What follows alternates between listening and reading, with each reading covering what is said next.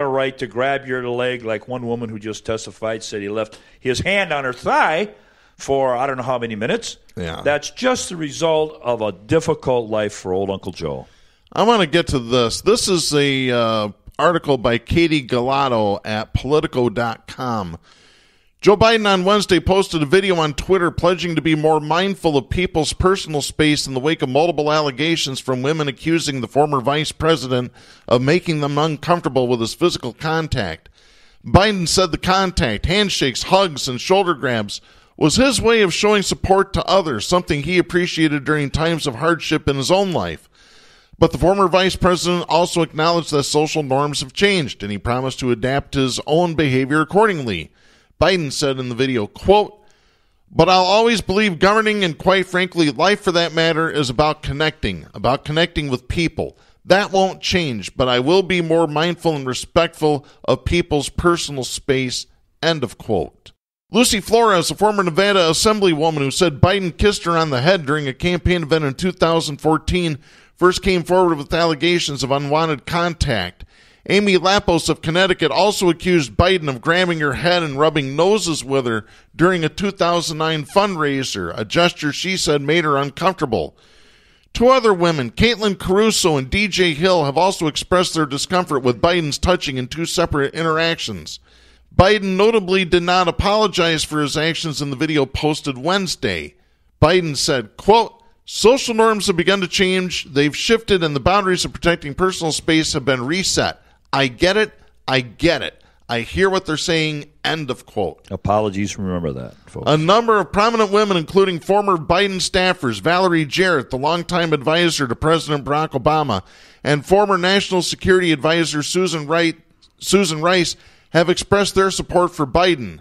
Some Democratic lawmakers have also come to Biden's defense.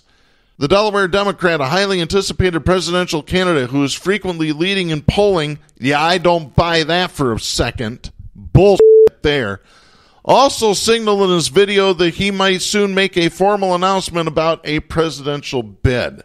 You know, actions speak louder than words. Biden has already said his words. Let's see what his actions are over the next several weeks, several months.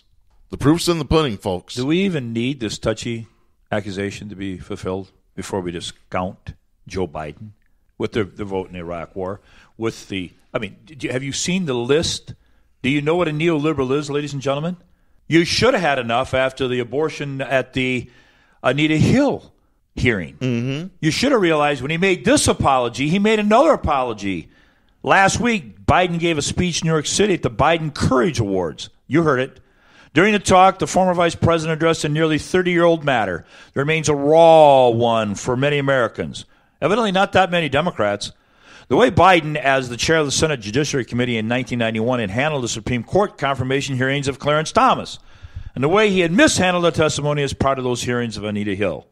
A brave lawyer, a really notable woman, Anita Hill, a professor, showed the courage of a lifetime talking about her experience being harassed by Clarence Thomas. But Biden told the crowd magnanimously, oh, she paid a terrible price. She was abused in the hearing. She was taken advantage of. Reputation was attacked. I wish I could have done something. As a statesman and likely 2020 candidate continued with his speech, he moved from the passive voice to the declarative. There were a bunch of white guys hearing this testimony in the Senate Judiciary Committee, Biden said. So when Anita Hill came to testify, she faced a committee that didn't really understand what the hell it was all about. And to this day, I regret I couldn't come up with a way to get her the kind of hearing she deserved, given the courage she showed by reaching out to us. I regret I couldn't come up with a way to get her kind of hearing she deserved. That is horseshit, Darren.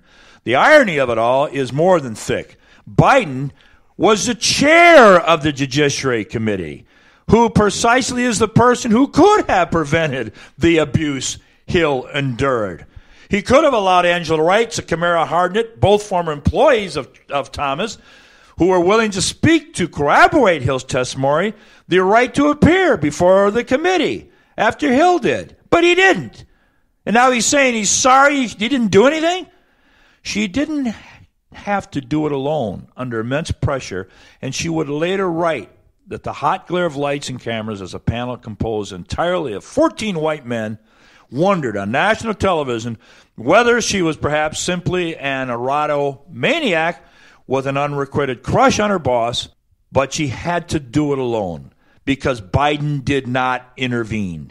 And Thomas was confirmed to the court in large part because the hearing had amounted to his word against hers, rather than his word against hers and hers and hers. Do you get the point? This is the biggest full-of-holes bullshit apology to Anita Hill, and now he's trying the same crap with apologies for his actions, justifying, and it goes on, Darren. Where's that article from? This article is from The Atlantic. Okay. And it's entitled Joe Biden and the Apology That Wasn't. Now, I broke off reading. I kind of lost my place. I'm on a phone. You're on a computer. Yeah. But it goes on and shows more of the ways he absolutely squashed her in the hearing. Mm-hmm. And all he can come up with is, I wish there's something I could have done. You're a fireman, and you let the house burn down. That's a very good analogy, Jack. There's a long list of this Democratic establishment hack, and it's the same umbrella that covers him that they're trying to put over top of Petey Boy, Buttigieg, and, of course, my favorite, Beetle stand for nothing, cute stand on the table down in Texas, establishment hack. Those two guys, we still hear the mainstream media talking about how much money they supposedly have raised, how it's almost as much as Bernie, although it's nowhere near. We're still getting the cute boy pictures of these young guys. The establishment is going to shove them down our throat, Darren. Yeah, I believe Peter's, the pronunciation of his last name is Buttigieg. So not a hard G? Nope. Buttigieg. I'm going to call him Petey. Yeah, Dink. there you go. And I tell you what, I want to get to this. We talked about last week, I had mentioned the vote on the Green New Deal in the Senate, which was nothing but a joke vote, basically a way for Mitch McConnell to embarrass the Democrats, and I stand by that. We played the audio last week of Alexandria Ocasio-Cortez ripping the GOP a new one. I have this story. This is by Carl Gibson at Grit Post. 3 Senate Democrats, as well as an independent who caucuses with Democrats, all voted with Republicans to block the Green New Deal. All 4 of them have received more than $2 million in career campaign contributions from the fossil fuel industry. Let that sink in, folks. 3 Democrats and an independent who caucuses with the Democrats received over $2 million in campaign contributions from the fossil fuel industry. Follow the money. It's real simple. Follow the money. You want to know why they vote the way they do? Follow the money. The Senate eventually voted, I'm skipping down a little bit here. The Senate eventually voted 0-57 against cloture. All Democrats other than Senators Doug Jones, Democrat, Alabama, Joe Manchin, Democrat of West Virginia, and Kyrsten Sinema, Democrat, Arizona, voted present. They voted no on it. So did Senator Angus King, independent of Maine, who caucuses with the Democrats. According to federal campaign finance records compiled by Open Secrets, those 4 senators received a total of $2,371,680 over the course of their congressional careers from the electric utilities, mining, and oil and gas industries, all of which stand to lose money should the Green New Deal pass and fossil fuel technology be phased out. And they've got a breakdown. Joe Manchin has received, since 2009, donations from the fossil fuel industry of $1,747,338. Senator Doug Jones of Alabama, since 2001, has received $127,312 from the fossil fuel industry. Senator Kyrsten Sinema of Arizona, since 2011, has received $320,254 from the fossil fuel industry. Angus King of Maine, since 2011, has received $176,776 from the fossil fuel industry. A person who's addicted shoots the drug right straight into their veins. See, the Democratic Party has made that much more pragmatic. They have a pipeline stuck right up the DNC's ass coming right from the corporate world. That money just flows, and it is the same money which they're using now to hire, of all people, David Brock. You remember David Brock? Again, history repeats itself in shorter cycles now. David Brock in the 2016 election was the dirtiest trickster.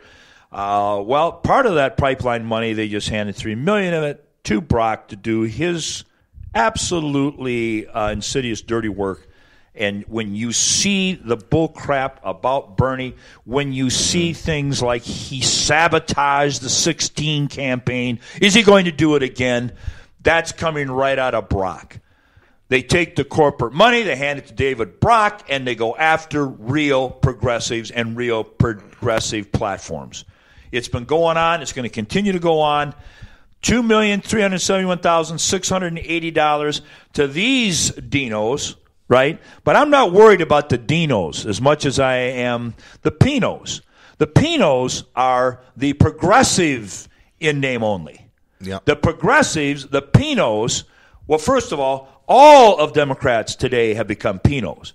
Everybody has a proclivity and a tendency to be a progressive. But none more nauseating, real quickly, to go back to Petey Boy, who said unequivocally he had real trouble with the clemency of or for Manning, Chelsea Manning. And then he goes on to say that as far as free college for the youth of this country, that also is way out of bounds. And his parents, both of which were professors at Notre Dame, would never have acquiesced to such a thing. Not that he said that, but that's the spoiled white boy limousine liberal crap that comes out of these Democrats' mouths profusely. And both Beto and the pretty boy Beto O'Rourke, Beto O'Rourke are quintessential establishment Democrat corporate hacks that have that pipeline of corporate money just streaming into their veins. And you will never pull it out of the party. The Democratic Party is a group that came out and said succinctly and dogmatically, they will put who they want to put into office. They have that right. And to do so, there's nothing that's illegal. And if you give money and you discover that, that's too damn bad. If you don't think they came out in hearing, put your finger on the phone and Google it. And if you want a really good read about Pete Buttigieg, you need to go to currentaffairs.org. We have a link to that story on our Facebook page. If you go to facebook.com/Southpaws Radio Show, look for the story at currentaffairs.org called All About Pete by Nathan J. Robinson. It's an extremely lengthy read, but very educational where it comes to Buttigieg and his so-called progressivism. And we're gonna have to start each show reminding all of our listeners, if a politician has to tell you they're progressive, they're not. It's that simple. That's going to be the Dion Adams quote every week when we start out. And I remember this week sparring with some of these Democratic establishment proteges. One of them said, well, you can't take one issue like voting for the Iraq War. You can't take that. You can't take one issue like do you support Medicaid for all or Medicare for all and hang your hat on that issue. The hell I can't. As a matter of fact, I can't think of a better litmus test, Darren, than who did you vote for in the 2016 primary? Mm-hmm. Who did these people vote for in the primary? Who did Joe Biden, or where did Biden's vote fall in the question of the Iraq War? Mm-hmm. Do you have to really dig much farther? Because you're welcome to do so, and you'll find more and more issues like Biden calling in and speaking for a Republican right here in the state of Michigan, Fred Upton, and receiving $250,000 for doing so. Yeah.